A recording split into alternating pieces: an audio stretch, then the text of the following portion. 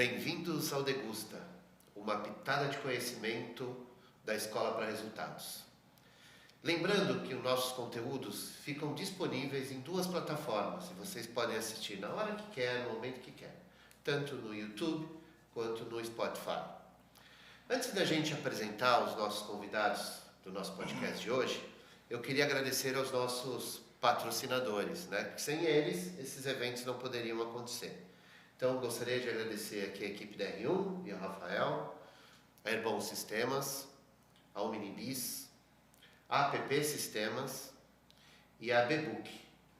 E gostaria de agradecer o apoio sempre, né, do FOB, da ABH de Pernambuco, de Minas Gerais e de São Paulo, a Resorts Brasil e ao Novo Hotel Morumbi, que sempre cedia aqui nas gravações do nosso podcast. O tema do nosso podcast de hoje é um tema muito simples, muito fácil, né? Eles vão tocar de letra aqui, a tríade aqui de A e B, né? Que são os desafios de alimentos e bebidas agora, né? Vamos chamar de 2022, pós-pandemia, né? A gente vê um aquecimento, vê uma quantidade de eventos, as pessoas voltando, né, aos hotéis, aos resorts.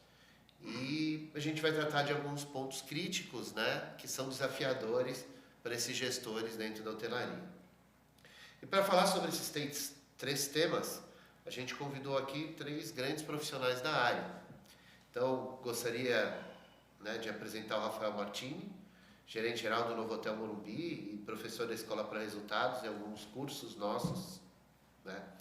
O Rodrigo Mesadri, né, chefe executivo do Hilton São Paulo Morumbi, ou Hilton São Paulo, e que também é professor nosso na Escola para Resultados, né? Nosso próximo curso sobre gestão de alimentos e bebidas, ele estará presente.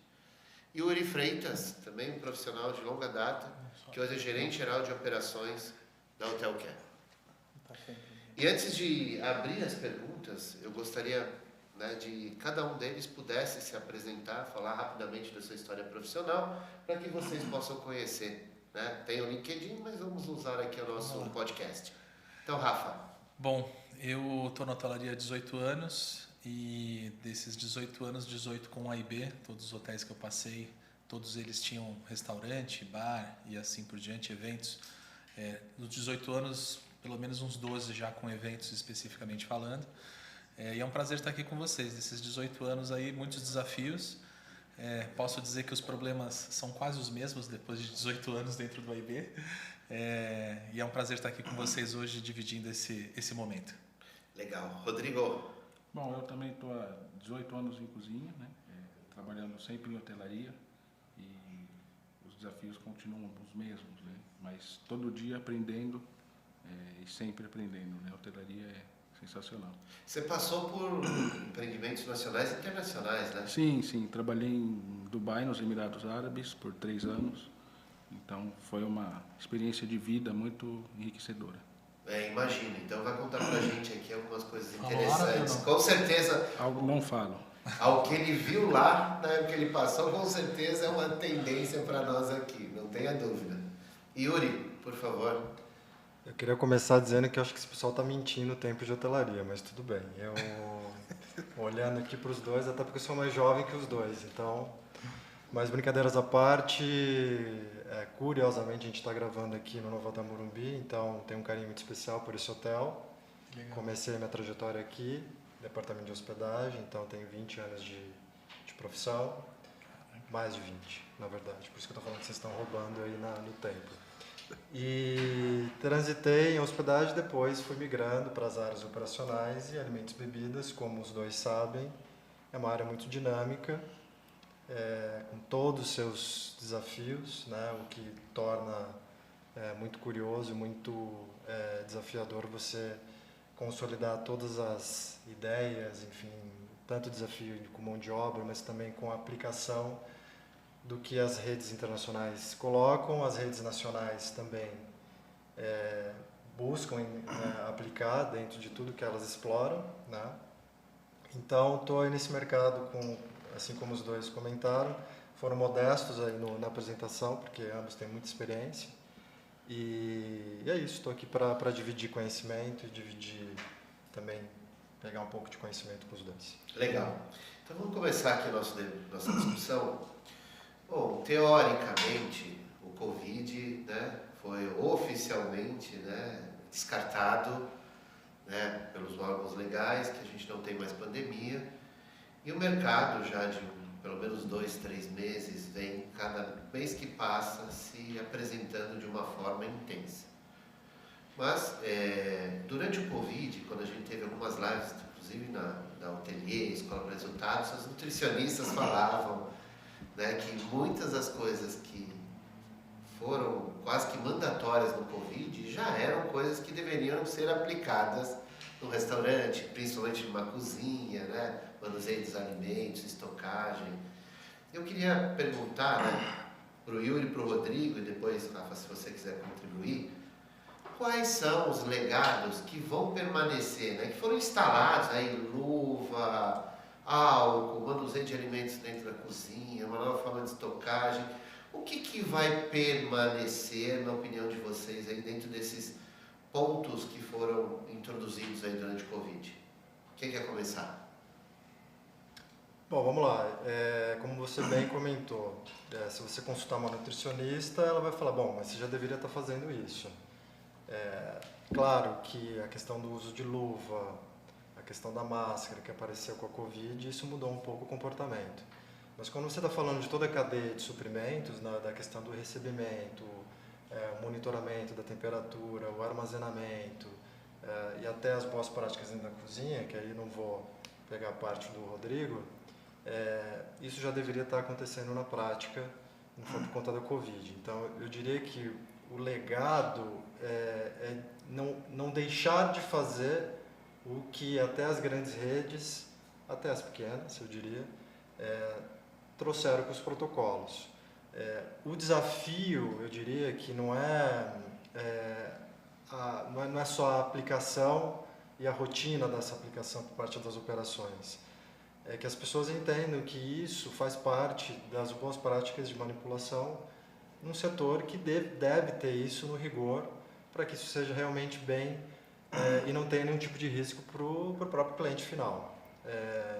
Então, pegando uma parte da tua pergunta, eu diria que o legado que se deixa é olhar para a cadeia de todo o processo que ela realmente tem, de A a Z, e não deixar isso no esquecimento, porque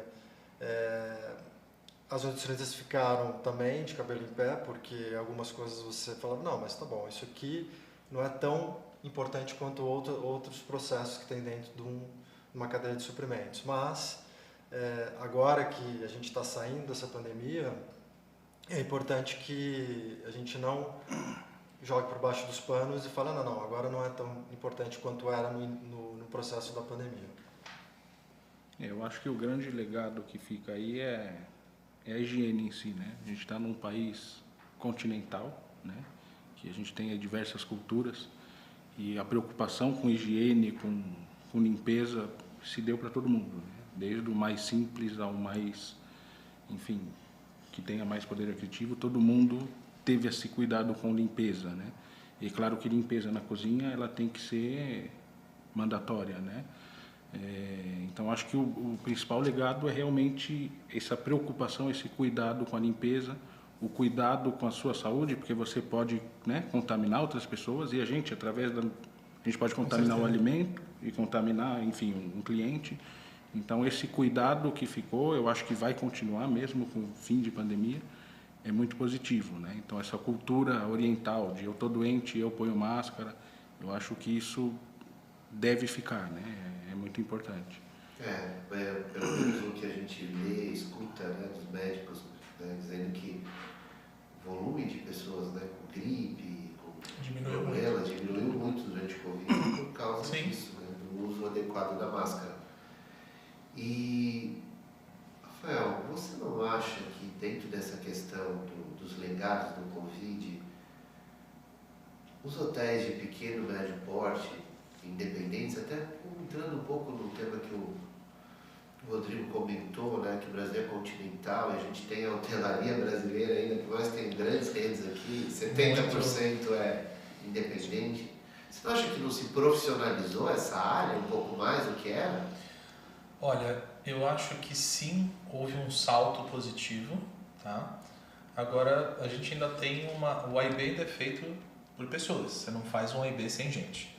Então, eu acompanhei aqui o Covid, você também lá, vocês também nos hotéis de vocês. A gente teve o medo, uma preocupação muito grande com as coisas, implantamos os procedimentos que na prática já existiam, né? A gente só reforçou eles, então, ok, o uso de máscara dentro da cozinha não existia, mas a luva, a limpeza, o cuidado no recebimento, tudo isso já está dentro da nossa legislação até brasileira, né? Então isso já está dentro. E agora a gente tem que continuar incentivando isso para as equipes que ficaram. Os pequenos idem. Os independentes hoje, existe uma preocupação muito maior, eu tenho visto isso, até nas próprias aulas que a gente tem feito lá, que tem um público bastante diverso. Então, existe uma preocupação muito grande e agora a gente tem que fomentar para que isso permaneça e para que as pessoas literalmente entendam o quanto trabalhar com alimentos e bebidas, ele tem uma responsabilidade muito grande quando você trabalha em alimentos e bebidas. É o que você falou, né? Você ficou gripado, hoje você transmite isso para 100, 200 pessoas. Você fazer um evento para 1000, você pode transmitir para 1000 pessoas. Então, acho que houve sim uma preocupação muito grande e agora também tem a questão dos custos, né? Porque para você manter tudo isso em funcionamento, você tem um custo adicional. A gente está falando que uma máscara no auge da pandemia chegou a custar quase 20 vezes o preço dela normalmente. Eu cheguei a pagar quase R$1 numa máscara aqui, descartável, uma máscara descartável. Então, hoje as pessoas precisam entender que é um investimento, não é só um custo, não é só uma despesa e que isso tem que permanecer. Até porque a gente, dessa vez, foi uma pandemia de Covid. Amanhã pode ser um surto de qualquer outra coisa e a gente tem que estar preparado para lidar com isso. Legal, legal. Continuando aqui o nosso tema de alimentos e bebidas, eu nominei aqui 3 pontos que eu acho que estão impactando muito dentro desta área, não só desta, mas outras também da hotelaria e turismo. Mas a gente está falando de alimentos e bebidas aqui. Primeiro, tema inflação, né? Outro, falta de mão de obra. E por último, que não é ruim, mas também impacta no resultado da operação hoteleira, são as vendas de última hora. Eu acho que os clientes agora, com essa questão que pode ter um novo surto, uma nova contaminação, eles deixam assim para o último minuto para dar aquele ok para aquele evento, para aquela hospedagem, para aquela viagem. Então eu queria que vocês pudessem, né, da forma de vocês, explicar como que cada um de vocês trata no negócio que vocês administram esses 3 temas. Posso começar? Pode, por favor. Vamos lá. Primeiro tema é inflação. Você só tem um jeito, quando a gente está num business, de combater a inflação. Número 1 é negociar o máximo possível com o seu fornecedor, mas ele também sofre inflação e ele tem uma limitação. E é você repassar esse preço. Então, você ter o controle e conseguir repassar o preço. Se você não repassa o preço, você vai atuar. Ou você vai diminuir a qualidade, que é uma alternativa, sem julgar se é bom ou se é ruim. É uma alternativa, ou você vai repassar o preço para o seu cliente. Se cabe, se não cabe, também é outra história. Então, a inflação, a gente, assim, eu estou com 40 anos hoje, a gente viu pouco a inflação. A minha geração viu pouco a inflação. Mas antigamente, antes da década de 90, você tinha inflação de 50%, 100%, 200% no ano. Tinha overnight, né? As pessoas nem sabem o que é isso. Você tinha que fazer uma aplicação para aquilo render para o dia seguinte, para você não perder poder de compra. Então a gente está vivendo um momento que é novo para todo mundo. As pessoas não estavam habituadas a lidar com isso. Eu gosto um pouco de economia, então esse comportamento é natural que aconteça. Então a gente vai ter que repassar o preço ou vai ter que diminuir o custo. Essa é a primeira coisa, sobre a inflação. O segundo ponto, sobre falta de mão de obra. Falta de mão de obra. Na hotelaria, nós sempre vivemos um problema de mão de obra. Isso não é um problema atual. Vocês que estão aqui 20 anos comigo, foi fácil contratar? Sempre foi fácil contratar um cozinheiro? Não. Sempre foi fácil contratar um garçom? Não. Não, só que hoje está um pouco pior. E por que está um pouco pior? Porque durante a pandemia, essas pessoas que tinham seus empregos e saíram, né, saíram por N motivos, e o próprio mercado de serviços, ele também mandou embora essas pessoas se reinventaram. E hoje você tem um advento da internet que possibilita essa pessoa vender qualquer coisa, em qualquer lugar, a qualquer hora, e ganhar um salário de R$1.500, R$2.000 por mês. Então você fala assim, poxa, eu vou trabalhar num hotel para ganhar R$2.000 bruto e agora eu vendo da minha casa um brigadeiro e ganho 1.600 bruto. Então isso aconteceu, continua acontecendo, e eu falo, é uma coisa que a gente vai ter que rever. A régua de recompensa da hotelaria ela é muito baixa. A gente fala de business, negócio, receita e despesa, também não é um bom negócio, sobra muito pouco lá embaixo. Mas a gente talvez tenha que rever o sistema de incentivo, ao invés de dar um prêmio no final do ano, vamos ter que dar um prêmio contínuo e constante. Investimento em treinamento, porque a gente bota as pessoas na hotelaria para trabalhar, quando você está precisando de gente, o cara entra no meio do bolo, né? Entra no meio do furacão. Ó, tem evento para 1.000, senta aí e corta 30 quilos de batata. Então o onboarding dessas pessoas muitas vezes também é difícil de fazer. Eles não passam por nenhum processo de acolhimento. Né? Exatamente. Então precisa ter esse onboarding bem feito. Então assim, em termos de mão de obra, a gente sempre viveu esse apagão. Hoje ele está um pouco pior. E você tem uma concorrência hoje de outros setores que antes não existia dentro da área de serviço. Então, meu ponto de vista é esse. E por último... a venda de último minuto. A venda de último minuto. Isso tem muito a ver com o comportamento que criou-se na pandemia. As pessoas estão habituadas a ter a disponibilidade. Os hotéis ficaram vazios, os restaurantes ficaram vazios, né? Não agora exatamente. Então criou-se o hábito de assim, não preciso fazer reserva, agora vai ter disponível. Isso está mudando já. A gente já tem visto agora os on the books de reservas. Eu tenho visto aqui também agora clientes já pedindo eventos para 2, 3 meses, que não estava acontecendo, literalmente. Então, isso vai mudar o comportamento do cliente. Isso está mudando e esse é um comportamento que ele muda muito rápido, tanto para fazer a reserva de última hora, quanto para comprar com antecedência. Tudo uma questão de oferta e demanda. Então, acho que agora está começando a se equilibrar, efetivamente. Agora, para os AIBs dos restaurantes, dos hotéis, e que querem ter os AIBs com vida própria, esse é um ponto que vai tirar a gente do ponto de conforto. Porque igual um restaurante de rua, se entrar 50, se entrar 100, o restaurante de rua atende muito bem. Agora, nos hotéis, não é muito dessa forma. A gente sabe, Gap aí, né? Tem um gap aí. Tem um gap. Pelo menos na maioria, não vou dizer em todos, mas na Não, maioria. mas na maioria, né? Então, acho que esse é um ponto de atenção, mas o que eu falo sempre é, nós temos que estar preparados para a última hora. Porque o nosso negócio, a gente, mesmo o assento do restaurante ou o apartamento, significa a disponibilidade. Eu vendo a disponibilidade. Então, se eu não preencho aquela disponibilidade no momento que eu tenho oportunidade, é dinheiro que não entra no nosso bolso. Perfeito. Rodrigo, pegando esse gancho dele, você que é um especialista em montagem de ficha técnica, você fez um curso pra gente sobre isso e foi fenomenal. Essa questão de venda de última hora, eu estava conversando com 2 também, pessoas de alimentos e bebidas, um do Senac, outro do Royal, no Food, né, comentando sobre essa questão, dessa dificuldade de last minute. Você coloca isso na ficha técnica? Prevê aí, para a montagem do preço de venda, Sim. um adicional específico para isso? Como que você trabalha? O que acontece, eventos de última hora, você também tem espaço, é como aviação, certo? Você também tem espaço para subir o seu preço, certo? É a lei da oferta e da procura. Se eu vou comprar uma passagem hoje para a semana que vem, é um preço. Se eu vou comprar para daqui 6 meses, é bem mais barato. Então, a gente tem espaço também, e também eu acho que vai da gestão, da venda, né, de todo mundo que está envolvido, enxergar qual é a demanda do cliente, né? Se ele precisa do evento, eu tenho espaço de fazer mais receita, né? Porque eu sei que eu vou ter mais custo, certo?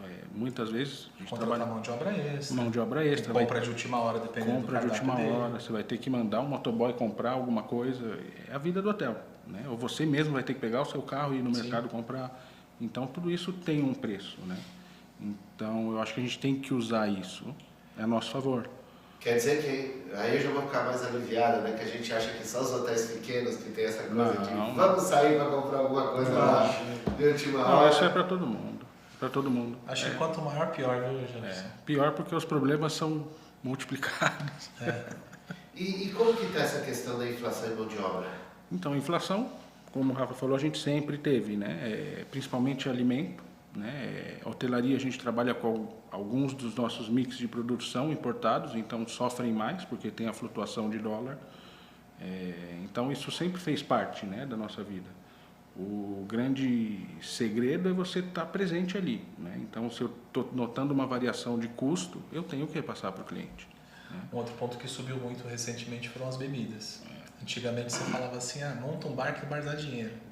Não é tão Hoje assim. o custo das bebidas também subiu muito, seja de cerveja, destilados, gin. Assim, o dólar tem muita influência nisso quando você fala de bebidas importadas, mas é um outro fator que as pessoas tendem a não olhar, né? O custo das bebidas. Os vinhos. O vinho, por exemplo, é um desafio, né? Porque hoje você está comprando muito caro e para você ter giro você também não pode botar uma margem como você punha há 2, 3 anos atrás. Então você tem esse desafio aí é um monitoramento constante, né? Não tem outra. A gente teve a questão de falta, né, de latinha, falta de vidro, então Sim. você teve falta de produto, o que tinha era muito caro, mas eu acho que o lado positivo é que as pessoas entendem que tem esse aumento. Então, quando você repassa 15% de aumento num cardápio, não é mais um escândalo como era no passado. As pessoas entendem, né, que você vai no mercado, aumentou muito mais do que 15%. As pessoas estão vivendo isso hoje. Um grande exemplo hoje para a gente dar para os nossos clientes é o supermercado, né? Quanto ele gastar para fazer um churrasco no final de semana e quanto ele gasta hoje para fazer o mesmo churrasco, o mesmo preço. Outro bom exemplo é o delivery. Pergunta para ele se você gasta a mesma coisa no delivery hoje. O delivery também é um bom exemplo. Sim, não tenha dúvida. E mão de obra? Você está tendo dificuldade ou não para contratar na área de cozinha? Na área de cozinha, como eu estava falando, eu acho que cozinha é muito mais relacionado à paixão, né? Então, quem gosta de cozinha quer seguir carreira naquilo e gosta, né? Pode ser que ele vai fazer um negócio ali na casa dele, tem essa chance também, mas quem gosta, gosta mesmo, né? E sabe que na hotelaria você tem muito mais estrutura para crescimento, para desenvolvimento. Então, eu particularmente não estou vendo tanta dificuldade. Eu vejo os outros departamentos de hotel, a equipe de salão, de housekeeping, eles estão sofrendo um pouquinho, né? E até pessoas que participam do processo seletivo em último minuto desistem, porque arrumou alguma coisa ali melhor, né? Então, mas de cozinha não estou vivendo isso, né? Para mim está sendo um bom momento porque, infelizmente, a gente teve que demitir muita gente, mas o lado positivo é que a gente fez uma limpeza, né? E a chance de renovar a equipe, isso é muito positivo. Agora, uma pergunta, e se alguém quiser complementar, eu acho que é importante. Onde vocês estão conseguindo achar esses profissionais? Qual o celeiro, qual o origem desses? Olha, indicação conta bastante, né? Então, indicação dos próprios membros de equipe ali, funcionários, isso conta muito. E Fala a verdade. LinkedIn, concorrência ajuda muito, mas hoje o LinkedIn ele vem ajudado bastante. Sim. O LinkedIn está muito mais fácil de trabalhar com ele. As pessoas acessam muito mais, né? Antigamente era só nível gerencial para cima. Hoje todo mundo tem acesso, né? E o onboarding, né, como você falou, é muito importante, né, para você reter. Essa manhã eu tive hoje contratação de 5 pessoas na cozinha. Eu passei desde as 9 até a 1 fazendo o onboarding deles. Então, o treinamento no primeiro dia, que é muito importante, né? Isso é uma prática que a gente vem fazendo há 2 anos e a gente enxerga que tem uma retenção de mão de obra muito grande. Sim. Esse onboarding. Não é só jogar lá e faz aí. E as escolas tradicionais, a Senac, a Embi Morumbi, essas escolas que tinham, principalmente na sua área, né, formação de mão de obra, estão conseguindo colocar profissionais no mercado? Olha, alguns sim. O que acontece às vezes com o profissional que é o recém-formado? Infelizmente, eu vivi isso, né? As escolas às vezes vendem que o profissional vai sair chefe de cozinha. Você se formou, você vai ser chefe.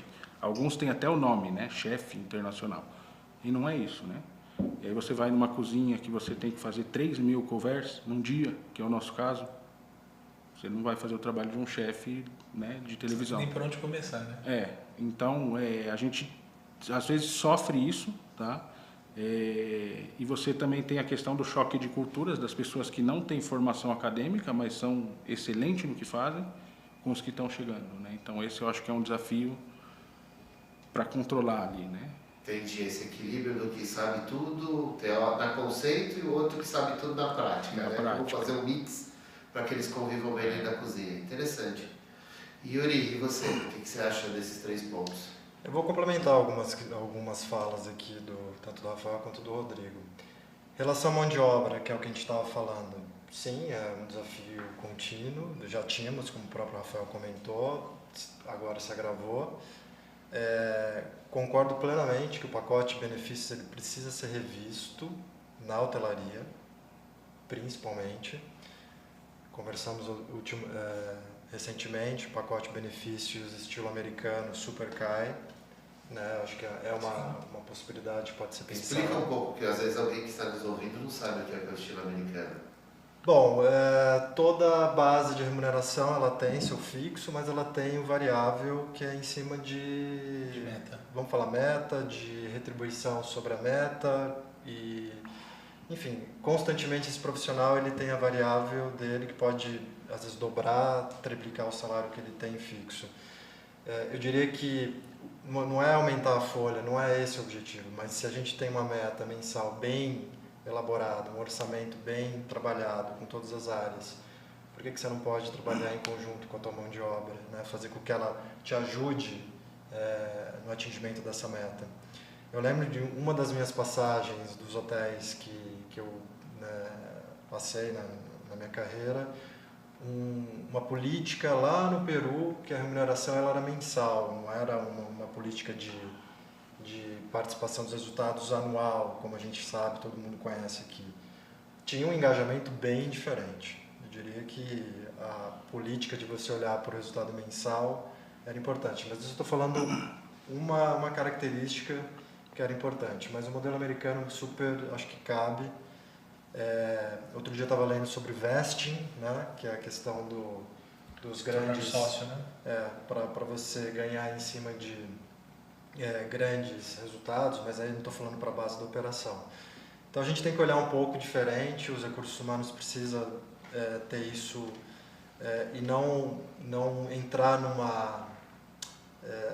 Seara de desespero, não consigo, não dá, não tem. Exato, eu acho que às vezes a gente tem uma não vou falar disputa no mau sentido, mas às vezes a operação ela é escutada como alguém que está reclamando, e não é isso, é porque o onboard é muito importante, ou o PIC, né, ou integração ao colaborador, como a gente quiser colocar, é importante porque você está passando o DNA da tua empresa e tentando fazer com que aquele profissional vista aquela camisa e continue na tua empresa. Porque a retenção é o grande desafio. Às vezes você acha grandes profissionais, mas o que faz ele ficar? De fato, o Rafael deu um exemplo fazer a comidinha de casa, vendendo dentro do seu condomínio, às vezes dá muito mais resultado do que dentro. Sem precisar de 2 horas de travessia da cidade, né? Não, e as pessoas cobrando a meta. Não, e as pessoas nem sempre saem por causa de salário. Às vezes elas recebem propostas maiores de salário, mas elas são fiéis às empresas. Então, porque aqui eu tenho crescimento, aqui eu tenho segurança, então eu prefiro ficar. Né? Então não é só o salário, né, que conta. Eu acho que a gente também tem que olhar essa questão, né? A gente está falando de benefício, né? As empresas de tecnologia notam muito, em vez de dar um benefício fixo, estabelecido, plano de saúde, assistência odontológica, ele dá um valor.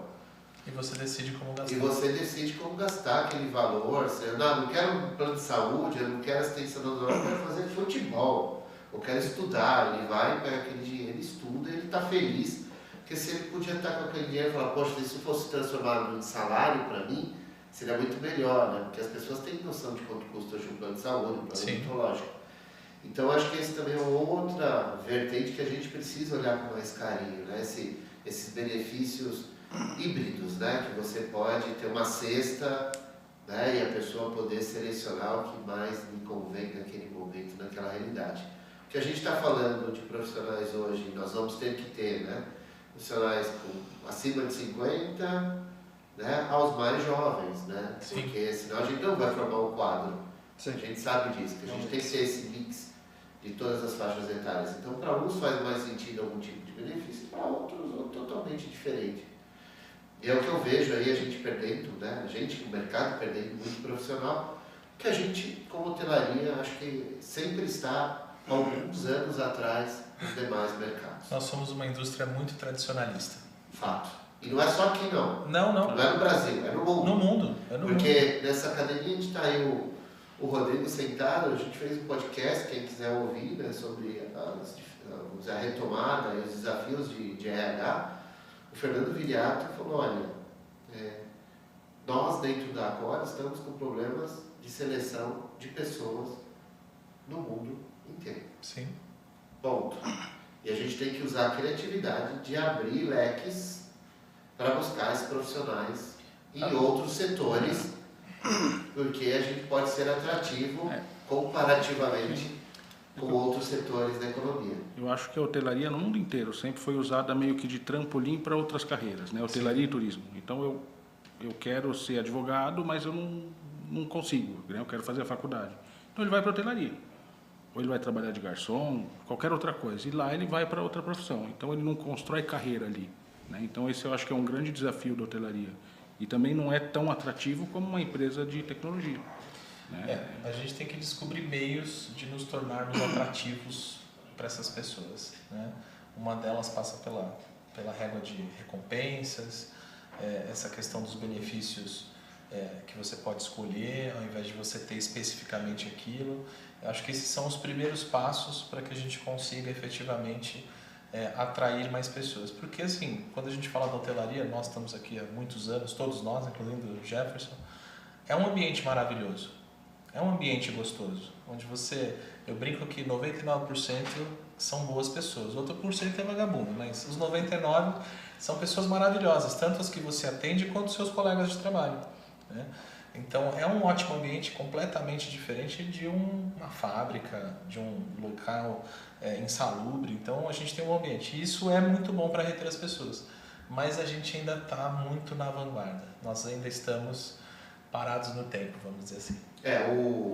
No curso desse final de semana de gestão de pessoas na escola, uma das professoras e aí outros alunos fizeram o mesmo comentário, né? Que uma das coisas que a gente erra na hotelaria é quando está fazendo o processo de entrevista, que fala assim, olha, você vai trabalhar todo dia, você vai trabalhar 6 horas, 6 dias e folgar 1. Antes, não necessariamente era no domingo, agora por lei você ainda tem um domingo por mês. Olha, você vai trabalhar muito. Ou seja, o erro é que a gente quer, às vezes, ser tão transparente no processo seletivo e demonstrar os pontos negativos que a pessoa já na entrevista fala, mas será que eu quero entrar nesse negócio? Porque você não transforma aquilo em coisas legais, em coisas importantes que vai atrair o cara. Olha, se você está aprendendo inglês, se você trabalhar na recepção, você vai desenvolver o seu inglês a chegar a nível de influência. Então, melhor às vezes do que se você investir até no intercâmbio, sabe? Então, você usar artifícios e atributos positivos de aprendizado para aquela pessoa poder, né? Às vezes você vai se contratar para uma empresa que tem vários hotéis fora do Brasil, aí você vai falar, olha, daqui a 1 ano, se você fizer bem seu papel, você pode ser elegível a se candidatar a uma vaga na Austrália, né? Na Finlândia, na França. Vai chamar muito mais atenção do que dizer que ele vai ter que trabalhar sábado e domingo. Exatamente. Então, a forma com que se apresenta no próprio processo, né, de seleção, por muitas das pessoas, todo mundo sai confessando lá, muito engraçado, é bem inadequado. Acho que tem um outro ponto também, né, Jefferson? As pessoas também, todos nós que somos gestores, nós também já tivemos surpresas de pessoas Sim. que falam assim, mas eu achei que não fosse tanto, eu achei que não ia ser no feriado, eu achei que ia poder folgar no final de semana, no ano novo, enfim. E às vezes as pessoas pecam pelo excesso, eu concordo plenamente, eu confesso que eu já fiz muita entrevista assim. Todos nós, acho que todos 4 aqui em algum momento foi assim, porque tem a vivência Sim. do lado negativo, mas nós estamos falando com uma nova geração completamente que pensa de forma diferente, então ela quer ser estimulada, né? Para ela é mais importante o estímulo do benefício que ela vai ter trabalhando naquele lugar, né? E se esse benefício faz match o que ela imagina, tá tudo certo. Aí rola. Se não, então a gente tem que mudar o nosso ponto de vista. Bom, vamos mudar um pouquinho de assunto, mas eu acho que é uma coisa que eu sempre acreditei, desde que eu comecei com hotelaria, e eu acho que poucos hotéis no Brasil conseguiram chegar a um estágio deste, né? Eu posso até citar aqui um exemplo, o Unique, né? É um hotel, um empreendimento hoteleiro que consegue ter um restaurante talvez muito melhor sucedido que o próprio hotel. Não tem os números, mas quando você fala do nome do restaurante do Unique, Qualquer pessoa tem vontade de ir, se não foi, quer ir, vai conhecer, você fala fora de São Paulo, não, aquele restaurante do Unique, blá, blá, o Sky, blá, blá, blá. Ou seja, vocês não acham que está na hora da gente tentar buscar, transformar os nossos restaurantes de hotel, sempre estão lá no fundo, escondidos, né? Em algo mais business, uma unidade de negócio independente, rentável? Quem quer começar? Pode começar? Então vamos lá. Bom, eu acho que a hotelaria ainda está aí um pouquinho no passado, né? A gente tem que pensar como dono de restaurante de rua, né? Eu acho que é um pouquinho o que o Sky fez, né? Então, se você pega até trabalho de marketing para hotel, você tem uma agência de PR que trata hotel. Não necessariamente ela conhece de restaurante, e na maioria das vezes ela não conhece. E nem está no business de restaurante. Nem sabe. E como que ela vai te colocar nos meios que te interessa como restaurante? Não vai. Entendeu? Não vai. Então, eu acho que um dos grandes erros da maioria dos hotéis é isso, é ter essa mesma agência. Tem que ser tratados de formas diferentes. Eu concordo. Né? Porque não tem como você fazer os dois bem. Não tem como. Então, você divulgar o seu restaurante... O cliente hoje ele quer Instagram. É Instagram, é Twitter. Se você não tem, ele não vai. Né? E o que o Sky fez... Ele tem filha na porta todos os dias, entendeu? Então, ele, com certeza, ele tem uma RP própria pro Sky, entendeu? Claro, ele tem um chefe de super nome, então são vários pontos, né? Ele tem um acesso independente, então isso ajuda muito, né? Porque você entrar num hotel assusta, né? O hóspede, geralmente, ele pensa, eu não posso estar no restaurante, aquilo é para hóspede, né? Ou então é extremamente caro, enfim. Ainda tem isso, né, na cabeça das pessoas. E você ter uma entrada independente, tira um pouco desse medo. Né? Então você fala que o aspecto, já quando vai lá construir um hotel, precisa pensar nisso. Eu acho. Geralmente o restaurante é o último que se pensa, né? Cozinha nem se fala, nem se pensa. Ah, pra quê? É o espaço que sobrou.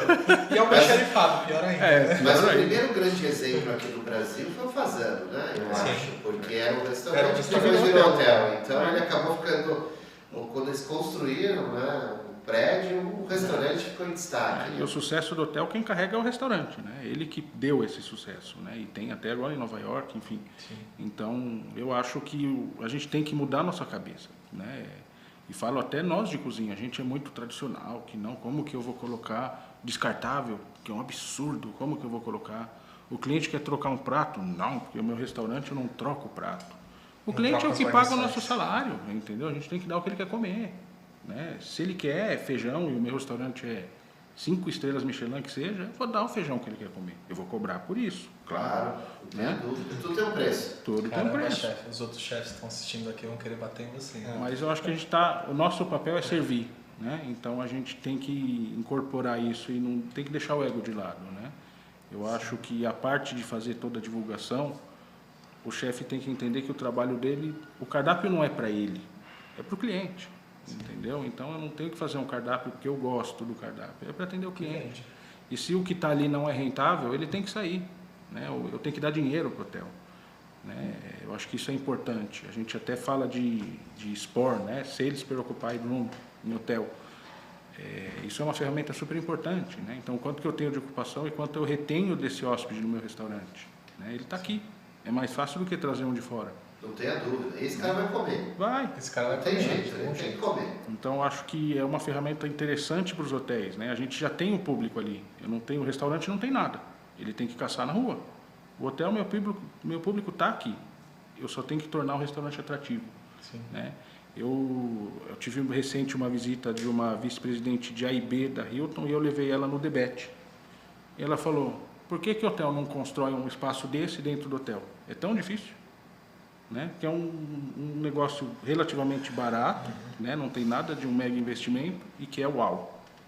Mas eu, complementando aí tudo que você falou, eu acho que quando a gente compara o restaurante dos hotéis com os restaurantes de rua, a gente tem 2 fatores aí que diferem muito as operações. Um chama café da manhã e o outro chama eventos. O restaurante de rua, ele se prepara durante metade do dia para receber os clientes para o almoço e para o jantar. E na hotelaria, você está se preparando enquanto você faz mais 30 coisas ao mesmo tempo. Isso tem uma diferença muito grande na hora de fazer o serviço.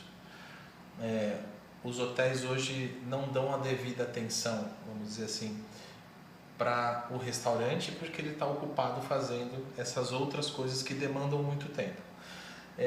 Então, quando a gente fala assim, o que falta para os hotéis hoje terem um restaurante que consiga atrair as pessoas de fora? A gente precisa ter um serviço consistente de almoço e jantar, que a gente muitas vezes não tem. A gente tem a questão de, às vezes, o cliente chega, você está com um buffet porque tem evento, então já quebrou ali o clima do esquema. Você pode ir no debate 200 vezes, vai ser exatamente igual. Ele só faz aquilo. Ele só faz aquilo. Então isso tem ainda é um desafio a gente conseguir fazer isso. Quando a gente fala do Sky, quando a gente fala do Sim, que é lá do Mofarrege, quando você fala do Jean Jorges, do próprio Tangará, que tem um reconhecimento aí fora, eles funcionam única e exclusivamente para esse tipo de serviço. Eles não fazem o café da manhã, o Unique e o Jean Jorges e o próprio Sim ainda fazem eventos, mas é muito específico. Mas eles não fazem o café da manhã, né? Então, quando a gente fala de uma grande operação, você deve ter lá num dia de hotel lotado pelo menos uns 1.200 hóspedes, mais ou menos, né? Então, você imagina que você vai servir de 1.200 hóspedes, você vai servir pelo menos uns 1.000 cafés da manhã, né? Eu aqui num dia lotado eu tenho 420 hóspedes, mais ou menos. Então, essa diferença na operação e na percepção do cliente faz diferença também. E claro, você tem um local. Vou lançar um desafio aqui. Eu acabei de mudar o restaurante do hotel para o Green, que é um conceito novo. Estamos finalizando o cardápio agora. E o meu grande objetivo é tornar esse restaurante com vida própria. Daqui a uns 6 meses, vocês me botam aqui na mesa para perguntar se está dando certo ou não. Mas tem sido um desafio. Justamente por quê?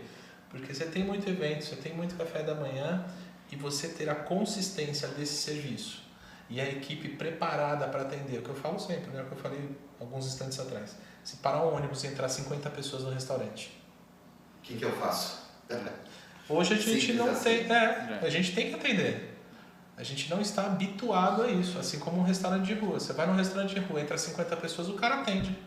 Você Tranquilamente. vai nesses restaurantes aqui próximo da Berrini, lá que tem 3 andares, né?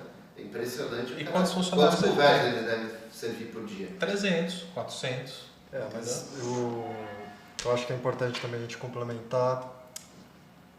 Hotel tem uma barreira cultural. Então, assim, Aqui, né? Aqui no Brasil. No Brasil tem. mas o fato de você comparar um restaurante de rua e um restaurante dentro de um hotel, já existe essa questão. O outro ponto é a arquitetura, muito bem comentado, porque não é pensado o restaurante e depois o hotel. Porque eventualmente você coloca no segundo andar, no terceiro andar, e aí tudo isso começa no fundo, tudo isso começa a criar uma barreira para o consumo, né?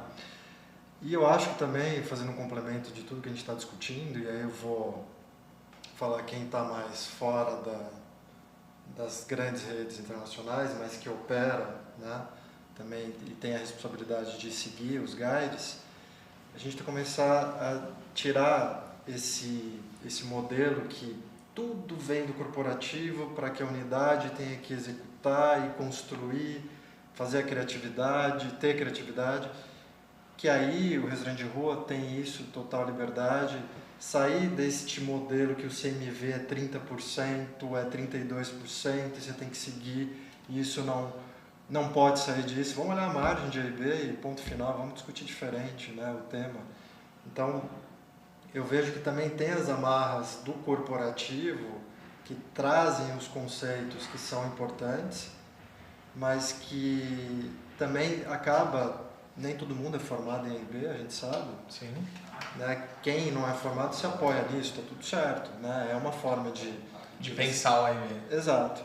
Mas e quem tem entendimento profundo, né? Os dois que estão aqui, eles sabem que o que está vindo de fora não se aplica aqui. Deixa eu fazer, deixa eu construir isso, porque aí ele muda o cardápio semanalmente se ele quiser, ele muda quinzenalmente, ele faz o festival que ele está afim de fazer, enfim. Eu acho que ele contrata uma coagência de marketing digital para trabalhar. Ele gasta mais no AIB mesmo. Ele falou, eu vou gastar mais 20 mil reais no mês porque eu acredito no projeto. Ele não fica amarrado. Então isso é algo a se pensar com responsabilidade de tudo que eu estou falando. Ninguém fala, não vou jogar prejuízo aqui. Mas tem. E o mesmo vale para o café da manhã, por exemplo. A gente fica amarrado no conceito, muitas vezes, da rede do café da manhã. Eu sou obrigado a ter X itens. Exato. Não necessariamente. Às vezes, com menos itens, você gera mais satisfação. Com itens de melhor qualidade. Você vai ter um item melhor, mas você vai ter menos, mas o cliente reconhece aquele item. Vai ser melhor do que você ter 300 itens, mas tudo mais ou menos, entendeu? Mas o fato é que a gente vem para o mundo da experiência, né? A gente está falando sempre agora dessa palavra mágica chamada experiência. A gente tem aí multi-segmentos, né? Então a gente tem geração X, geração Y, geração Z, geração alfa, baby boomers. E dentro de cada uma dessas tem subsegmentos. Aí você tem, né, os diferentes perfis dentro desse subsegmento. E cada subsegmento desse, ele representa um gosto, uma preferência, uma visão de universo de mundo muito distinta. Sim. Né? E aí a gente entender como trabalhar isso na nossa realidade é que é o grande desafio. Né? É que o marketing também tem como desafio hoje. Por que as redes hoje, vamos falar de redes internacionais, por que as redes hoje internacionais tem lá um monte de marcas? Antes tinha umas 4 ou 5, agora começaram a criar um monte de marcas e colocaram live experience, né? Lifestyle. Ou seja, para dizer, cara, eu tenho um produto pro seu jeitinho. Com a sua expectativa. Com a sua expectativa. Você quer balada, você vai entrar num restaurante. Você vai entrar num hotel, que o restaurante ou é um barzão, balada, é o cool da cidade. Como foi o W quando ele foi construído e criado, e depois que ele teve essa magnífica ideia, vamos dizer, a diária média dele foi um business case fantástico e dobrou, né, a diária média dentro da rede, da marca, né, por causa desse produto. Então, as redes têm uma dificuldade e elas estão correndo atrás. E às vezes um hotel solitário, independente, por exemplo, Unique, um Fazano, ou às vezes uma pousada em determinado lugar, com certeza, ela consegue fazer muito melhor esta gestão dos negócios, né? Então, outro dia eu fui num destino aqui no litoral norte, que eu saí do hotel que eu estava para comer numa outra pousada. Cheguei na pousada, sim, eu tinha feito reserva, tinha um calhamaço de gente querendo jantar ali naquele lugar. Era famoso pela comida. Exatamente, né? Então talvez ele tenha muito mais resultado no A&B dele do que na hospedagem, porque a pousada via-se que ela era pequena, né? Mas ao mesmo tempo, talvez com isso ele consiga ter uma diária alta. Mas o que eu falo é que, combinado com o que eu lhe disse, eu acho que a gente tem que convencer, e acho que as redes estão começando a pegar essa tendência. Não dá para ser congelado, não dá para ter linhas gerais, não dá para ter regras muito claras estabelecidas, porque o mundo é muito diferente, as pessoas estão muito diferentes. Né? Então, quando você começa a olhar essas subsegmentações e estudar isso, você fica maluco, fala, bom, não, onde eu me encaixo? Inclusive, onde eu me encaixo nisso, né? Nesse contexto? Mas eu acredito muito que hoje, assim, as redes estão mais antenadas com isso. Não é um processo simples nem imediato. Não. Né? E a gente está falando de uma governança em termos globais. É muito mais difícil do que você fazer uma governança local.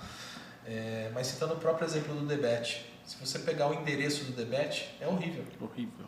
A entrada da rua é horrível, é um trânsito horrível. E o que faz você ir lá? Né? É o atendimento e a comida. E o espaço em si, que é muito bem decorado. E o que eu falo sempre, os hotéis, via de regra, estão nos melhores endereços da cidade. Das redes, principalmente, nem se fala. E dos pequenos, nas cidades menores, eles também estão em excelentes endereços. Então, nós temos ativos, né, que os restaurantes normais, muitas vezes, não têm. Então, a gente tem que explorar isso muito bem. Agora, temos que ter muita criatividade, temos que realmente encontrar nesse tanto de gente aí que a gente tem que atender a interseção, né? O que é bom para todo mundo? O básico bem feito, um excelente atendimento, isso é fato. Uma excelente comida. E aí onde entra a hotelaria? Nós não somos consistentes aí. Concordo com você. Vamos Esse falar ponto, consistência. Consistência. A gente precisa ser mais consistente mesmo, né? Eu acho que até que falha um pouco nessa consistência é a demanda administrativa que a hotelaria carrega. Também. Né? Então, você pega um chefe de cozinha de um hotel e de um restaurante, Não eu tem nada, passo né? muito tempo na minha sala, eu não estou cara a cara com o cliente, porque eu tenho uma série de demandas administrativas que eu tenho que responder. No restaurante não, ele está olhando o cliente, ele já tem a resposta na hora, né? Se o cliente está gostando ou não está. Mesma coisa o gestor de A&B, ele passa a maior parte do tempo dele... E a mesma coisa gerente geral. Gerente geral. E a né? mesma Então, coisa gerente de vendas, né? e assim Então, sucessivamente. o tempo precioso dele está com o cliente, né? E ele tem que fazer relatório, ele tem que... E aí ele peca na consistência, porque ele tem que deixar na mão, né, de terceiros, ele não tem o tempo para treinar, né? Então vira um... Verdade. Agora vamos falar de futuro. O que vem, na opinião de vocês, pela frente a nível de tendências, né? Eu falo em tudo, né? Equipamentos, design de espaços, a gente já falou algumas coisas aqui, mise en place, né? Então, cada vez mais, né? Às vezes você vai nos restaurantes, cada hora vem com uma louça diferente, montagem diferente. O que vocês acham que vem pela frente aqui no Brasil? Vamos falar de Brasil, né? Porque as pessoas que estão nos ouvindo estão aqui. O que seria tendência no Brasil hoje para a IB? Yuri, já que... O que seria a tendência no Brasil para IB? Eu defino que tem espaço para tudo, na verdade. Tem tendência, pegando um pouco do gancho do Rafael, essa questão cool, moderna, despojada, não muito reta, muito tradicionalista. Hoje você pode misturar toda uma louça numa mise en place e está tudo bem, antigamente nem se pensava nisso. A combinação dos pratos, ok, dá para você ter uma criatividade boa também em relação a isso. Eu não consigo te falar uma coisa só, Jefferson. Eu diria que assim, você precisa ter uma análise muito específica da tua zona primária. Se você tem a oportunidade de explorar isso sem antes trazer o pacote completo para você, aí dá para você realmente ter o teu público-alvo melhor explorado do que você simplesmente trazer um conceito totalmente inovador e você talvez não tenha aderência que você tinha pensado lá atrás. Grandes tendências, eu diria que a gente está falando da questão de tecnologia, que está muito impregnada em tudo que a gente tem, não só em A&B, mas em outras áreas também. Então, desde uma comanda eletrônica até mesmo pedido de um cardápio que pode estar ali, até mesmo os sistemas que você usa de análise que está muito mais on demand, né? Que eu entenda assim e tenha acompanhado seria isso. Agora, tendências de consumo, a gente também tem um universo para a gente discutir, porque se você for por um AAA, nem ele está muito apegado só à questão da formalidade. Ele está querendo estar participando daquele momento que todo mundo gostaria de estar. Qual aquele ambiente que, bom, eu sou considerado uma persona especial porque eu estou aqui e aí tem o chefe renomado e aí tem aquele cardápio exclusivo. Não é o preço, né, nesse caso, mas sim o ambiente que ele está, o contexto que ele está. Então, eu diria, assim, dentro de tudo que eu tenho acompanhado, o grande desafio é você introduzir isso dentro da hotelaria, né? Essa é a grande questão. A hotelaria é super tecnológica, né? Muito. Não chegamos a esses patamares, mas o fato é esse. Estamos chegando, né? Esperamos que chegue. A passos muito pequenos, mas... Questão de pratos, cardápios, chefe, o que você escuta aí que você acha que vai entrar no mercado aqui brasileiro? Eu acho que até com a realidade que a gente vê de pandemia, de restrição de viagem, e ela vai continuar ainda um pouquinho, né? O turismo internacional ele não cresceu ainda quanto a gente esperava, ele está voltando. Então acho que a tendência de valorizar o local, eu acho que é bem-vindo, né? Então valorizar o turista local, né? E o que ele quer comer, de valorizar a nossa gastronomia, né? Eu sempre vou dessa, eu valorizo o meu país, eu acho que a gente tem que dar valor no nosso país, né? Na nossa gastronomia. Infelizmente, hotelaria no passado eram só chefes estrangeiros, né? Quase 100%. Não Cardápios só os internacionais. cardápios internacionais, e não só os chefes, os gestores eram todos de fora. Sim.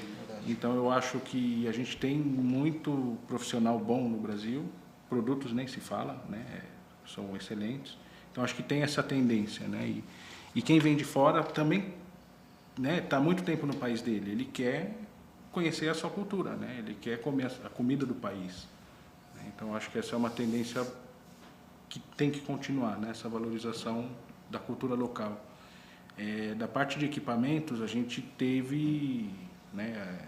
Infelizmente, na pandemia, substituir mão de obra por alguns equipamentos, né? Então, todos os hotéis aí tiveram cortes. Então, você tem que ser mais produtivo. E a gente tem que mudar também a nossa forma de pensar, né? Então, se a gente pega, por exemplo, as redes de fast food, eles têm um aparato que apoia a cozinha e salão que a gente poderia aplicar na hotelaria, né? Ele tem um investimento inicial, mas isso se paga muito fácil, né? E você fala, mas a cozinha vai ter um computador, vão destruir.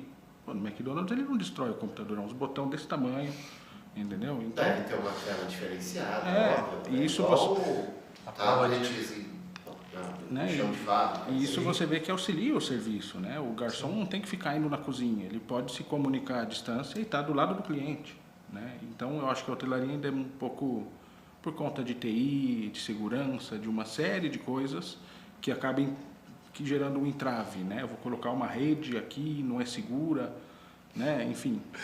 Eu sou tão feliz de ouvir isso, que os problemas não são iguais aos meus.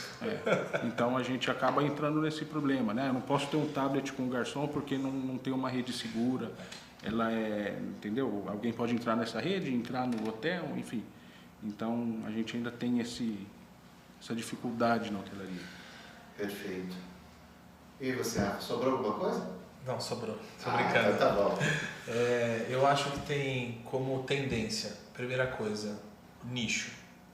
A gente tem que ter restaurantes que atendam nichos bem específicos para você poder ter a consistência.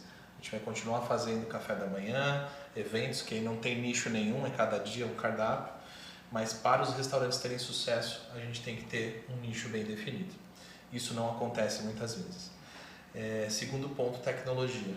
Se você vai nas cozinhas dos hotéis hoje, a gente ainda faz comida com tempo e temperatura.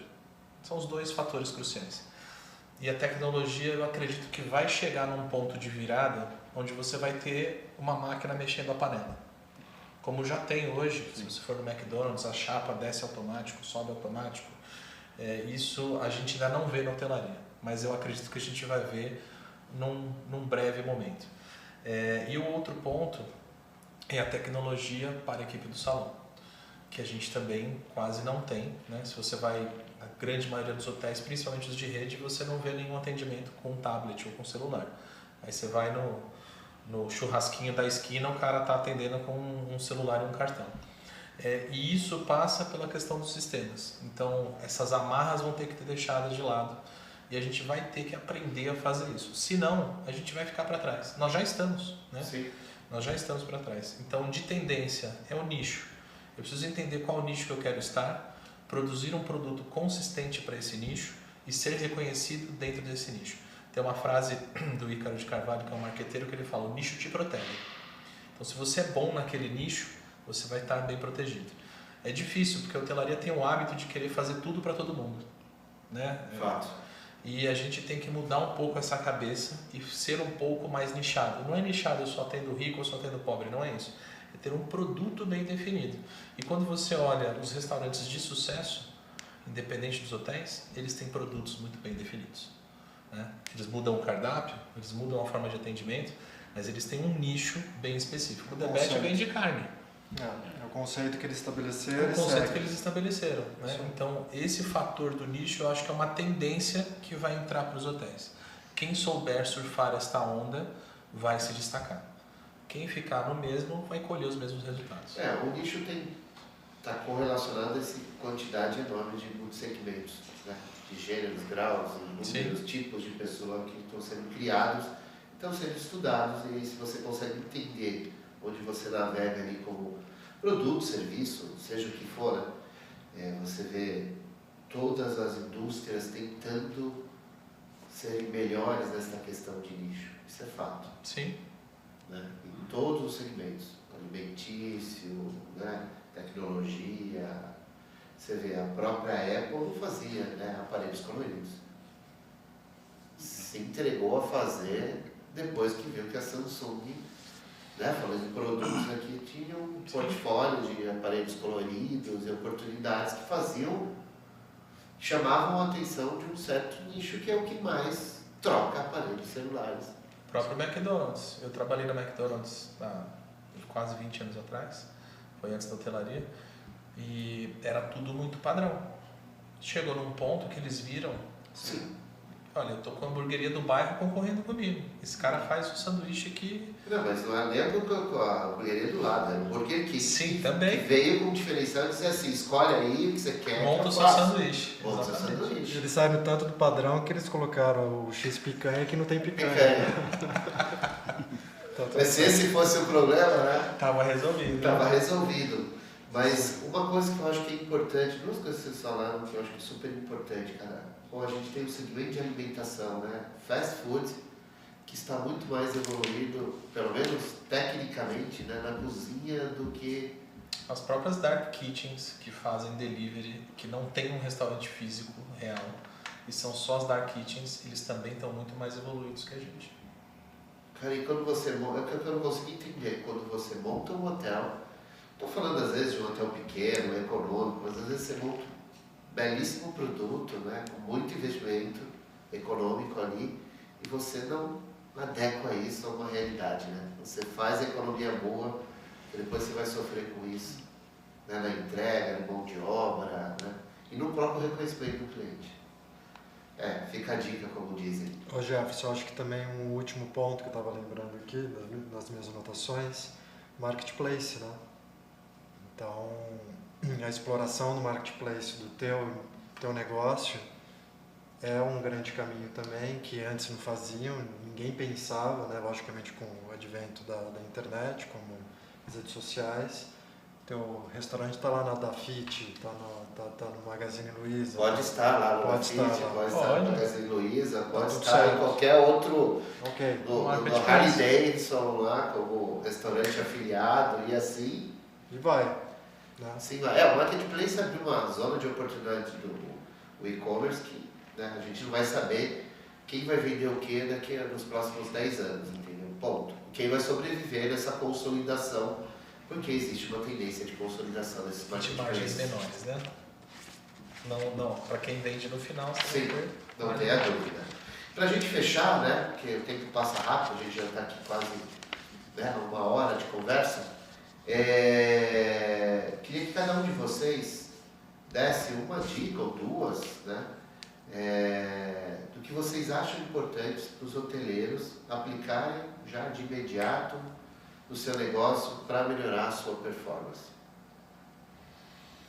Quem quer começar? Yuri, você que anotou tudo ali? Ó. Eu vou... Não, na verdade eu estava refletindo, né? Na verdade, nem tudo são as respostas certas. Sim, claro. não existe resposta certa, existem caminhos. Existem caminhos, tá certo?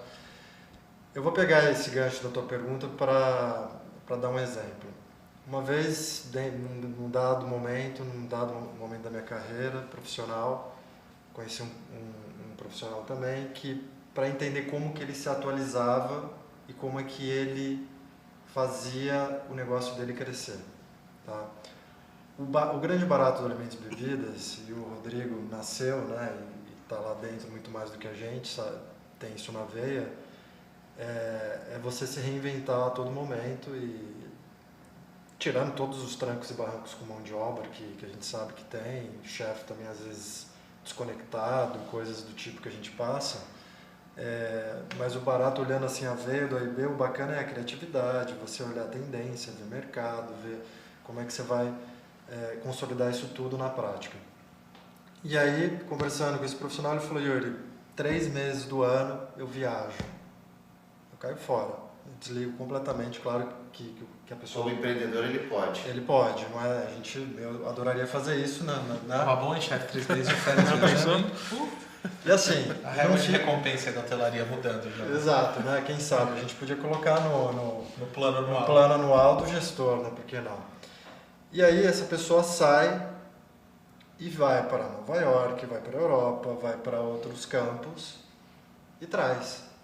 Né? Claro que tem um poder de relacional é muito forte, porque tem gente que é muito fechada, tem gente que não tem isso, mas vai lá, explora, conversa e traz tudo isso para o próprio negócio, porque a gente está também numa praça como São Paulo que tem possibilidade de você fazer isso muito mais do que em outros. Sim, o mercado referência gastronômica. Exato. Eu não quero. Então, a minha grande dica é, não é porque eu fui contaminado, mas porque de fato é uma verdade. Às vezes a gente fica enterrado no nosso mundo e acha que ele é o melhor dos mundos. Ele não é o melhor dos mundos. Então, assim, saia, vai para fora, explore e traga coisas melhores do que você está fazendo. Essa é a minha grande dica. Perfeito, concordo plenamente contigo. Eu faço isso, não que eu aplique nos negócios, mas eu tenho, como hoteleiro, eu sempre tive essa curiosidade de ir e conhecer os pontos de referência hoteleiros do mundo para entender como que funciona, né? Quizás um dia eu conseguirei fazer tudo que, né, alguns destinos hoteleiros como Las Vegas aplicam na sua operação, né? Mas... Las Vegas, só Las Vegas. Sim, sim. É verdade. Eu fui visitar, eu tive a oportunidade de ir, eu passei, mas eu pedi para visitar os bastidores do hotel, principalmente da parte A e B. Aquilo é uma insanidade, é completamente diferente. Você tem um estoque embaixo que já sobe de maquininha para as bombas de cima, tudo contado, tudo organizado, muita gente trabalhando. Mas naquele volume, naquela condição, só Las Vegas, talvez Dubai, com uma outra referência, mas naquele volume, naquela quantidade, é difícil de ver outro lugar daquele jeito. Fato, né? É verdade. Eu também tive condições de ver algumas coisas como o elevador de carga com service, né, que fica rodando o tempo todo no hotel, coisas que realmente me deixaram de queixo caído. Mas a gente tem que, como hoteleiros, conhecer, saber e um dia que puder aplicar, trazer. Eu acho que isso é open mind, né? Sempre ter a cabeça aberta é importante.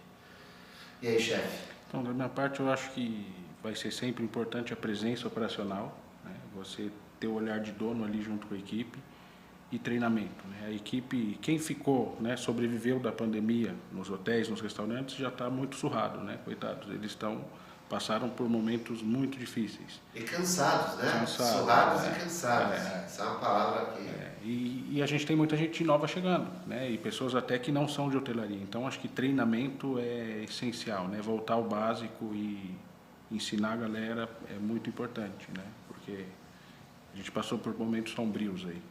Não tenha dúvida. 2 dicas que eu acho. A primeira, ouça sempre o seu cliente. Então, gaste tempo ouvindo o que o seu cliente está falando.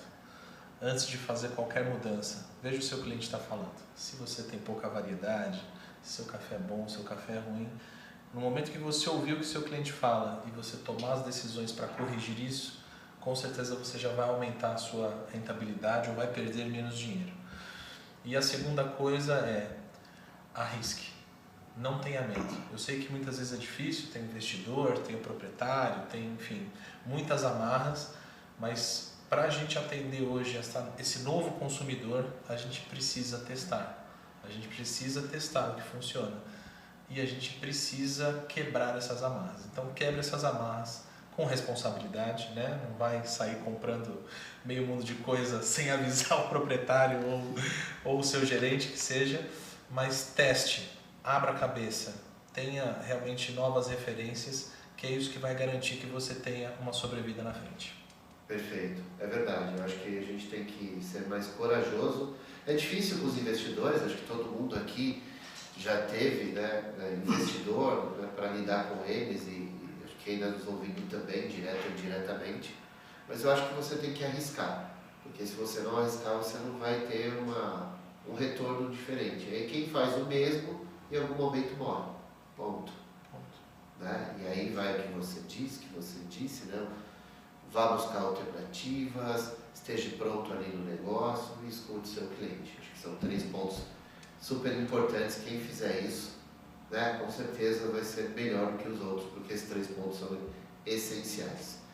Bom, queria agradecer a todos vocês que estão nos ouvindo, queria agradecer aqui os nossos convidados. Então, Rafael, Rodrigo, Yuri, obrigado pelo tempo de vocês, pela contribuição, né? E que espero ver, né, esses nossos ouvintes aí no um dos nossos cursos, uma das nossas formações, porque eu acho que treinar é o grande diferencial daqui para frente. Nós vamos ter muitos funcionários que não são oriundos do nosso negócio. Se você quiser ter funcionários, é fato, vai ter que buscar fora do nosso negócio. E você vai ter que investir tempo, recurso, para deixar eles com o mínimo possível de qualidade de atendimento, né? Porque o nosso cliente vai continuar exigente, vai continuar demandando muito mais do que demandava anteriormente, porque teoricamente na cabeça dele está pagando mais por isso. Bom, gente, obrigado, um forte abraço, eu aguardo vocês no próximo Degusta.